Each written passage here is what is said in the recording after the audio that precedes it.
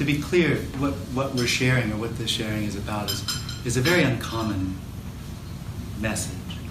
It's seems to be very challenging for people even to understand the concepts. But the concepts are really quite straightforward and easy to understand. The reality of what we're talking about is not the concepts. They don't help or hinder the concepts.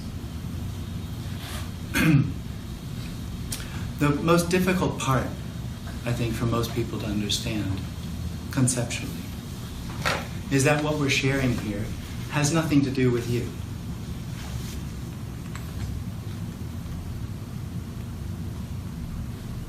It doesn't recognize you at all. It's actually saying, contrary to the apparent experience, you aren't. The experience I am is an illusion. The experience I am is an outcrop of a tension in the body.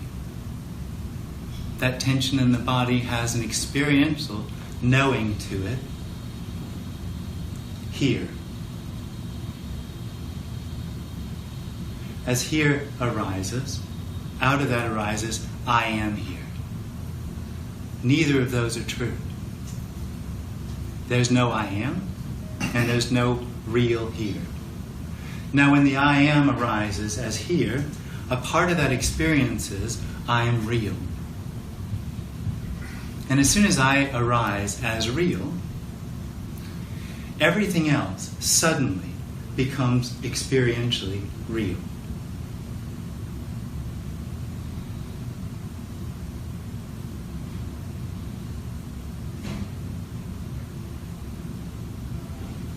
So there's an arising of I am, and simultaneously, timelessly, that happens to everything else, including what we would call space or time. That all then has the experience of being real.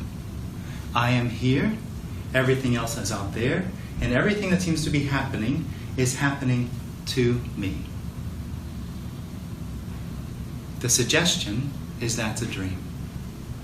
Not only is everything happening not happening to you, because there isn't anyone, but it's not actually happening. It appears to happen, seems to happen. Like we could talk about how this meeting began, seems to be in the past. But it's obviously, demonstrably, this appearing as that. You can't find the past. Now the experience of I am is dependent upon the past being real. The reason it seems real is because I am is dependent on the past being real. Because it's dependent upon this appearance going somewhere. This appearance, this what's happening, isn't actually coming from anywhere. It isn't actually going anywhere. But the sense of I am is on a journey.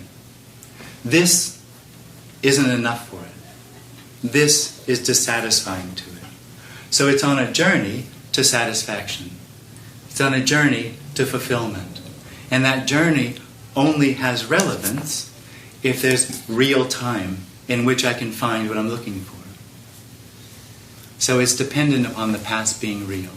It's dependent upon this being a consequence of the past. So it is hope that this will be the cause of the future. And in the future, it will find what it needs or what it wants. What it thinks it needs or wants. The biggest problem for that experience I am is what it's really looking for and will never ever find is the end of itself. It's looking for absence. It's actually looking for the spaciousness that is when it's not. All there is spaciousness. All there is the infinite. Everything that appears, everything that seems to be happening, including these words, is the infinite appearing as words. The infinite appearing as flowers or body.